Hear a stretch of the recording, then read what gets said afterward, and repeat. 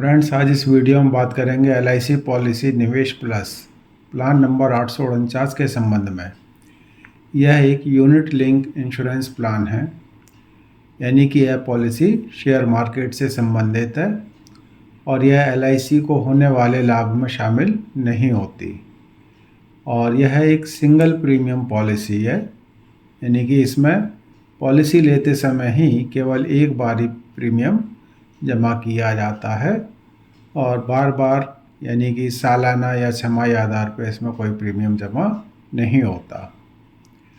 तो hello and नमस्ते friends, मैं मनोज कुमार यादव, एक फाइनेंशियल डॉक्टर। हमारे YouTube channel money manager Manoj पर आपका हार्दिक स्वागत है।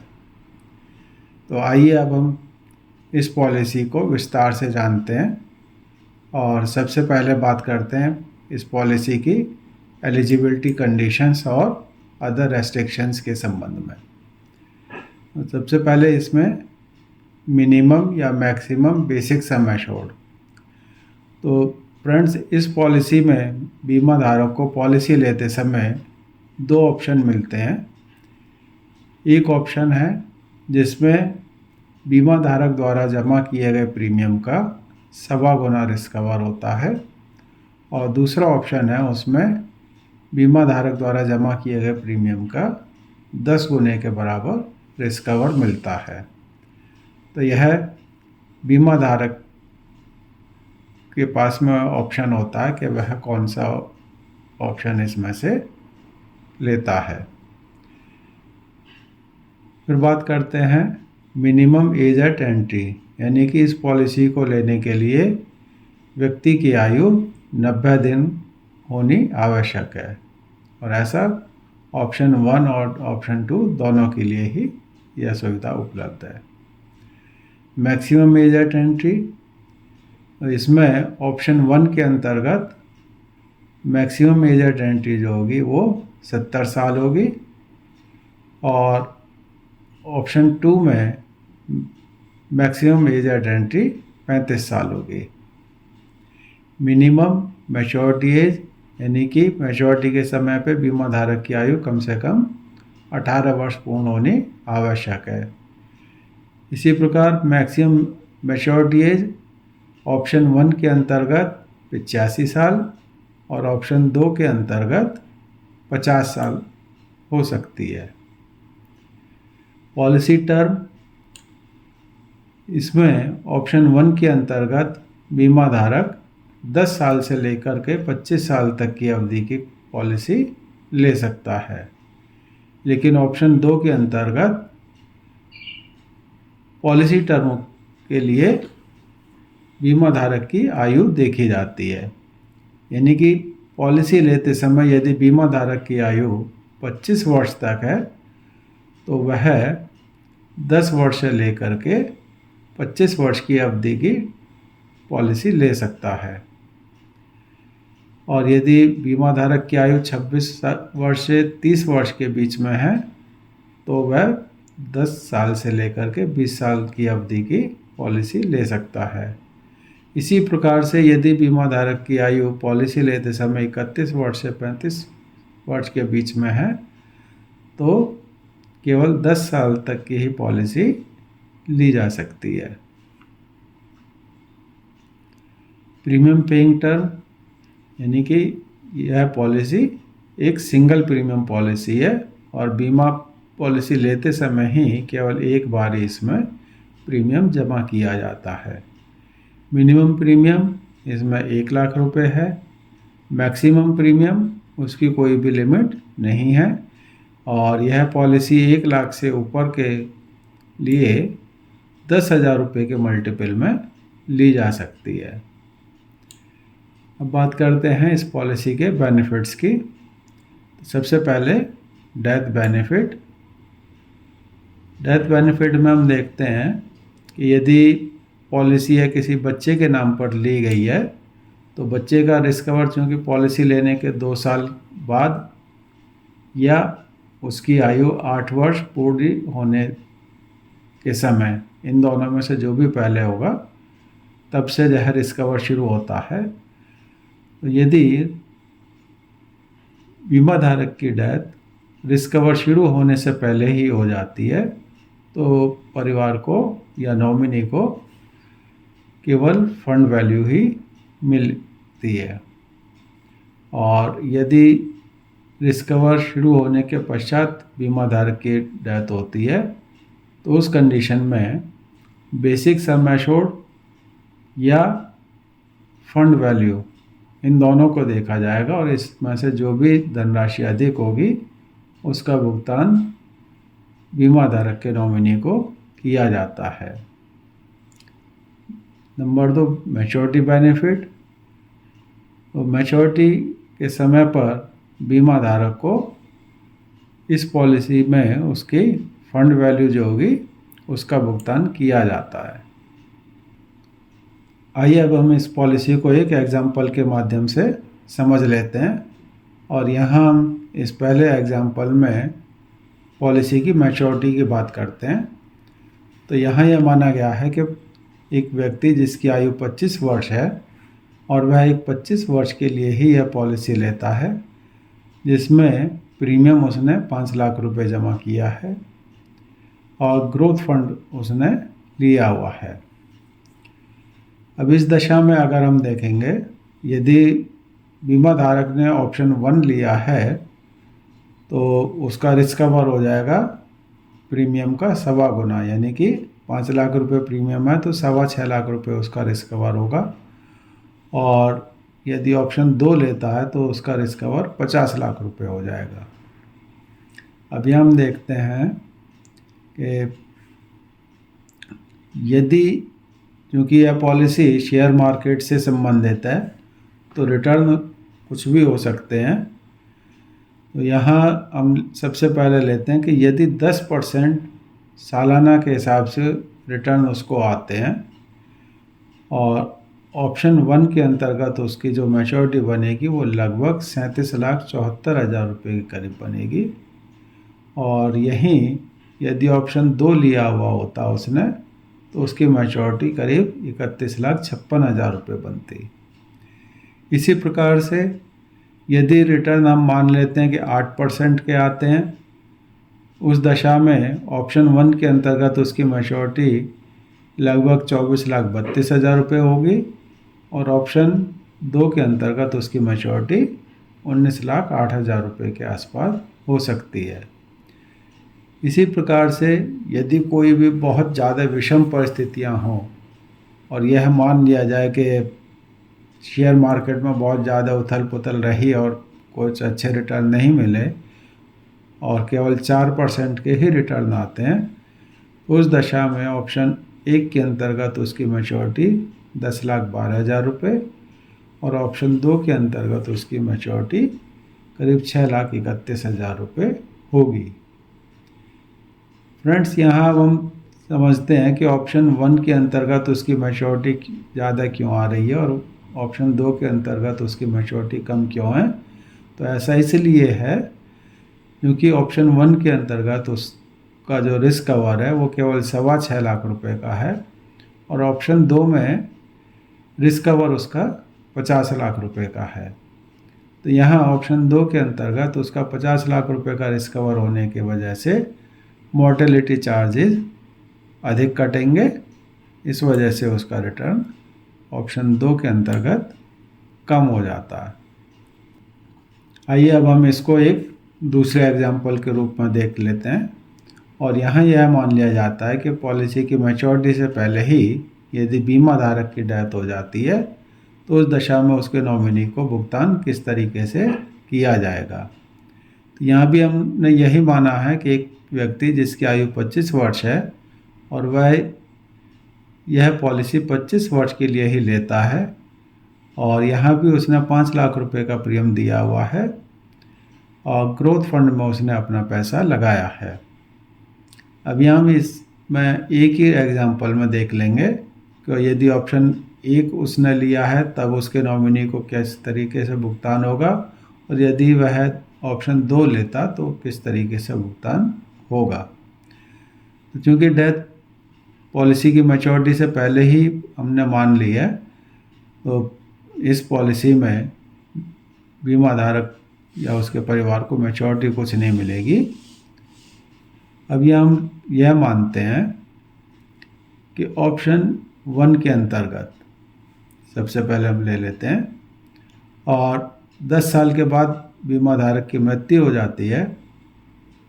हम यह मानते हैं कि इसमें 10% के रिटर्न आते हैं, तो 10 साल के बाद में उस व्यक्ति की जो फंड वैल्यू होगी वो करीब 11,04,000 रुपये होगी, और उसका बेसिक सम एश्योर्ड कितना था, 6.25 लाख रुपए। अब इस पॉलिसी में डेथ के केस में बेसिक सम एश्योर्ड या फंड वैल्यू दोनों में से जो भी अधिक होगा उसका भुगतान नॉमिनी को किया जाता। तो इस दशा में नॉमिनी को 11,04,000 रुपये का भुगतान किया जाएगा।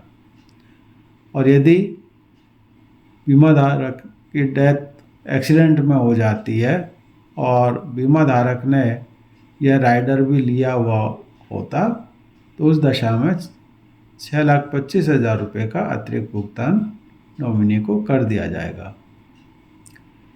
इसी प्रकार से हम देखते हैं कि यदि बीमा धारक ने इस पॉलिसी में ऑप्शन 2 लिया होता और हम यही मानते हैं कि 10% का रिटर्न आ रहे हैं, तो 10 वर्ष के पश्चात उसकी फंड वैल्यू जो होगी वो करीब 10 लाख रुपए होगी, जबकि उसका बेसिक सम एश्योर्ड ऑप्शन 2 के में 50 लाख रुपए है। तो इस दशा में उसके नॉमिनी को 50 लाख रुपए का भुगतान किया जाएगा। और यदि एक्सीडेंट में डेथ होती है और बीमा धारक ने एक्सीडेंटल डेथ बेनिफिट राइडर लिया हुआ होता, तो उस दशा में 50 लाख रुपए नेचुरल डेथ का और 50 लाख रुपए एक्सीडेंटल डेथ का, ये मिला करके उसके नॉमिनी को भुगतान किया जाता। फ्रेंड्स, आइए अब हम इस पॉलिसी के अन्य फीचर्स की बात करते हैं। तो सबसे पहले है गारंटीड एडिशंस। गारंटीड एडिशंस का मतलब है कि इस पॉलिसी में LIC के द्वारा बीमा धारक को कुछ कुछ वर्षों के पश्चात एक धनराशि उसके फंड में ऐड कर दी जाती है। तो जैसे पॉलिसी लेने के 6 वर्ष पश्चात बीमा धारक द्वारा जो भी प्रीमियम जमा किया गया था उसके 3% के बराबर की धनराशि से उसमें यूनिट जोड़ दिए जाएंगे। इसी प्रकार से 10 वर्ष के पश्चात 4% के बराबर, 15 वर्ष पूर्ण होने पे 5%, 20 वर्ष पूर्ण होने पे 6% और 25 वर्ष पूर्ण होने के पश्चात 7% की धनराशि के बराबर उसमें और यूनिट जोड़ दिए जाएंगे। जैसे मान लीजिएगा यदि बीमा धारक ने पॉलिसी लेते समय 5 लाख रुपए प्रीमियम जमा किया था, जैसे अब हम मान लेते हैं कि पॉलिसी लेने के 6 वर्ष पश्चात यानी कि 3%, तो यहाँ उसने बीमा धारक ने प्रीमियम जमा किया था 5 लाख रुपए, तो 5 लाख रुपए का 3% हो गया 15,000 रुपये। तो 15,000 रुपये के यूनिट बीमा धारक के फंड में जोड़ दिए जाएंगे। इसी प्रकार से 10 वर्ष के पश्चात 4% यानी कि 20,000 रुपये के, 15 वर्ष के पश्चात 5% यानी कि 25,000 रुपये के, 20 वर्ष के बाद 6% यानी कि 30,000 रुपये के, और 25 वर्ष के पश्चात 7% यानी कि 35,000 रुपये के यूनिट उसके फंड में LIC के द्वारा जोड़ दिए जाएंगे। आइए अब हम बात करते हैं कुछ ऑप्शनल बेनिफिट्स की। तो सबसे पहले आ जाता है पार्शियल विड्रॉल्स, यानी कि इस पॉलिसी में पार्शियल विड्रॉल के रूप में बीमा धारक को एक लिक्विडिटी की सुविधा प्रदान की गई है। और पॉलिसी लेने के प्रथम 6 वर्ष में वह व्यक्ति कोई भी विड्रॉल नहीं कर सकता, और 6 वर्ष पूर्ण होने के पश्चात में लेकिन 10 वर्ष के अंतर जो है वह अपने फंड वैल्यू का 15% पार्शियल विड्रॉल कर सकता है। इसी प्रकार से 11 वर्ष से 15 वर्ष की अवधि के दौरान अपने टोटल फंड वैल्यू का 20%, 16 वर्ष से लेकर के 20 वर्ष की अवधि में 25% और 21 वर्ष से लेकर के 25 वर्ष की अवधि के बीच में वह अपने टोटल फंड वैल्यू का 30% पैसा निकाल सकता है। अब बात करते हैं राइडर्स की। तो इस पॉलिसी के अंतर्गत बीमा धारक को यह सुविधा उपलब्ध है कि वह एक्सीडेंटल डेथ बेनिफिट राइडर ले सकता है, लेकिन एक्सीडेंटल डेथ बेनिफिट राइडर उसके बेसिक सम एश्योर्ड से अधिक का नहीं होगा। इसी प्रकार से स्विचिंग की सुविधा भी उपलब्ध है, यानी कि बीमा धारक अपनी पॉलिसी अवधि में अपने फंड को ट्रांसफ़र या स्विच कर सकता है। जैसे मान लीजिएगा पॉलिसी लेते समय यदि उसने बॉन्ड फंड में पैसा इन्वेस्ट किया था तो वह कुछ समय पश्चात उस पैसे को ग्रोथ फंड में या बैलेंस फंड में स्विच कर सकता है। इसी प्रकार से यदि उसका पैसा ग्रोथ फंड में पड़ा हुआ है तो वह बैलेंस फंड या बॉन्ड फंड इत्यादि में उसको स्विच कर सकता है। और इस सुविधा के अंतर्गत बीमा धारक को यह पॉलिसी ईयर में एक पॉलिसी ईयर में 4 स्विच फ्री ऑफ कॉस्ट मिलते हैं और यदि 4 से ज़्यादा बार वह व्यक्ति अपने फंड को स्विच करता है तो उसके लिए उसको चार्जेस देने होते हैं। अब बात करते हैं सेटलमेंट ऑप्शन।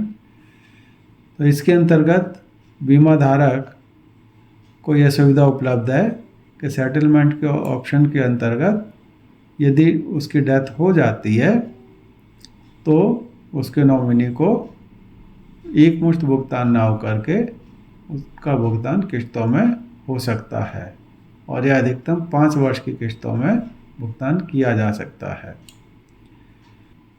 अब बात करते हैं बेसिक सम एश्योर्ड ऑप्शन की। तो इस सुविधा के अंतर्गत बीमा धारक के पास में पॉलिसी लेते समय यह सुविधा उपलब्ध होती है कि वह ऑप्शन 1 या ऑप्शन 2 में से कोई सा भी ऑप्शन ले सकता है। और ऑप्शन 1 के अंतर्गत बीमा धारक के द्वारा जमा किए गए प्रीमियम का 1.25 गुने का रिस्क कवर होता है और ऑप्शन 2 के अंतर्गत उसके द्वारा बीमा लेते समय जमा किए गए प्रीमियम के 10 गुने के बराबर रिस्क कवर लेने की सुविधा उपलब्ध है। लेकिन ऑप्शन 2 में बीमा धारक की आयु को ध्यान में रखा जाता है और बीमा धारक ने पॉलिसी लेते समय जो भी ऑप्शन ले लिया उसमें भविष्य में किसी प्रकार का कोई बदलाव वह नहीं कर सकता है। अब बात करते हैं इस पॉलिसी में उपलब्ध फंड्स के संबंध में। तो सबसे पहले हम बात करते हैं, इसमें 4 तरह के फंड हैं: bond fund, secured fund, balance fund और ग्रोथ फंड। अब इसमें LIC किस तरीके से इन्वेस्ट करती है और क्या उसमें रिस्क प्रोफाइल होगा, तो इसमें एक हो जाता है इन्वेस्टमेंट इन गवर्नमेंट और गवर्नमेंट सिक्योरिटीज़ या कॉरपोरेट डेब्ट्स में। दूसरा हो जाता है शॉर्ट टर्म इन्वेस्टमेंट, या हम इसको कह सकते हैं कि मनी मार्केट में जो है इन्वेस्टमेंट। और तीसरे हो जाते हैं कि इक्विटी में, यानी कि शेयर मार्केट में इन्वेस्टमेंट। तो LIC के जो इस पॉलिसी में 4 फंड हैं उसमें किस तरीके से इन्वेस्टमेंट होगा। बॉन्ड फंड की अगर हम बात करें तो बॉन्ड फंड के अंतर्गत गवर्नमेंट सिक्योरिटीज़ या कॉरपोरेट बॉन्ड्स में कम से कम 60% इन्वेस्ट करना ज़रूरी है। और इसी प्रकार से शॉर्ट टर्म इन्वेस्टमेंट या हम कहें कि मनी मार्केट में LIC 40% से अधिक इसमें इन्वेस्ट नहीं करेगी और शेयर में जो है इस फंड के अंतर्गत कोई भी इन्वेस्ट नहीं होता है। और रिस्क प्रोफाइल की बात करें तो बॉन्ड फंड जो है इसमें किसी तरह का कोई रिस्क हम कह सकते हैं कि कोई नहीं होता, बहुत सिक्योर्ड फंड है ये।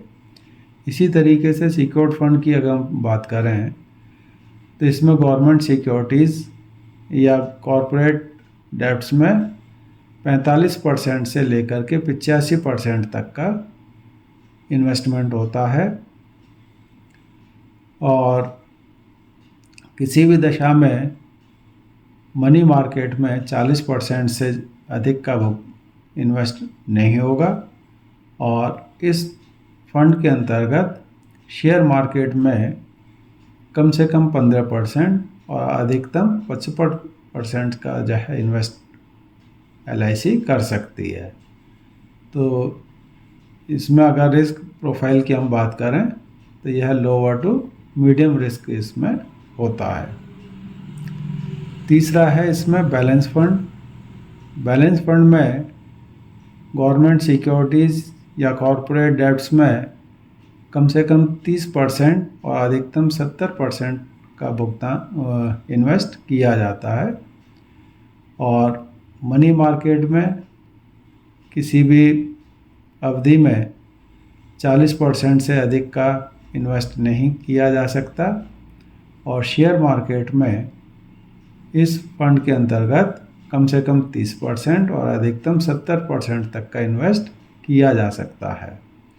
तो यहाँ हम इसके रिस्क प्रोफाइल की बात करें तो मीडियम रिस्क इसमें रहता है।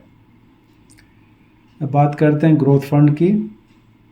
तो ग्रोथ फंड में LIC गवर्नमेंट सिक्योरिटीज़ या कॉरपोरेट डेब्ट्स में कम से कम 20% और अधिकतम 60% तक का इन्वेस्ट कर सकती है। मनी मार्केट में किसी भी दशा में 40% से ज़्यादा इन्वेस्ट नहीं किया जाएगा और वहीं यदि शेयर मार्केट की बात करें तो इस फंड में LIC कम से कम 40% पैसा शेयर मार्केट में इन्वेस्ट करेगी और अधिकतम 80% तक इन्वेस्ट शेयर मार्केट में कर सकती है। तो यहाँ इसका रिस्क बढ़ जाता है।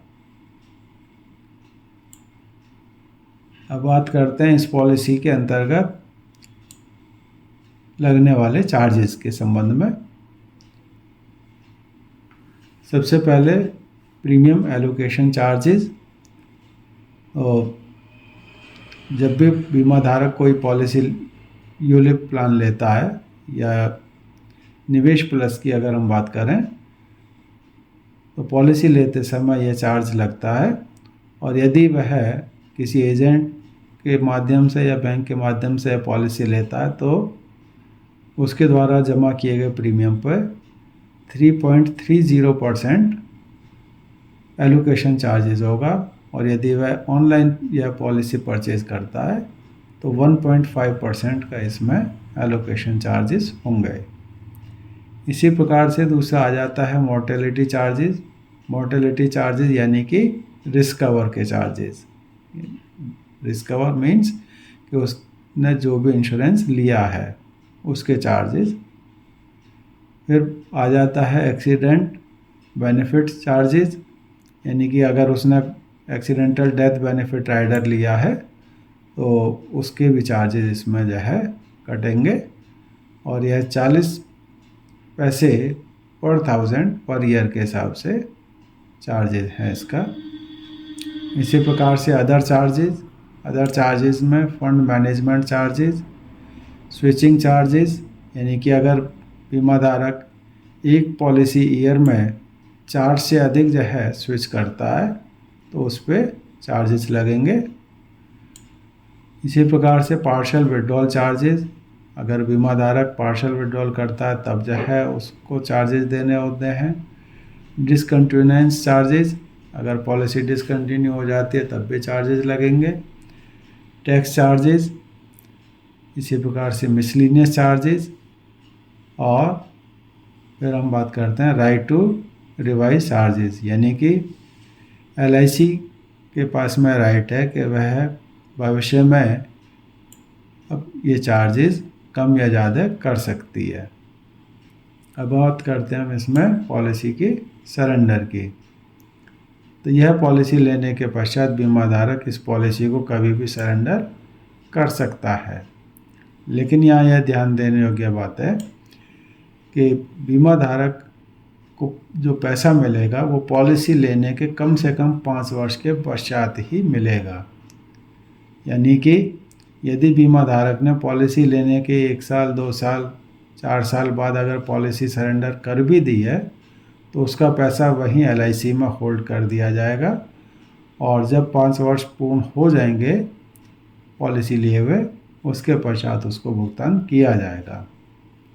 और वैसे फ्रेंड्स, अपनी पॉलिसी आपको सरेंडर करने के संबंध में नहीं भी सोचना चाहिए, इसको हमेशा कंटिन्यू ही रखना चाहिए। टॉपअप, तो इस पॉलिसी के अंतर्गत बीमा धारक को टॉपअप की कोई सुविधा उपलब्ध नहीं है।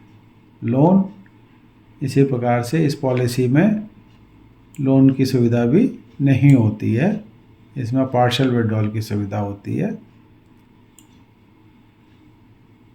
तो फ्रेंड्स, यह एक बहुत अच्छी पॉलिसी है, और यह विशेष रूप से उन व्यक्तियों के लिए पॉलिसी है जो शेयर मार्केट के संबंध में जानकारी रखते हैं और शेयर मार्केट में होने वाले उतार चढ़ाव से घबराते नहीं हैं, और एक अच्छा रिटर्न लेने की उम्मीद रखते हैं।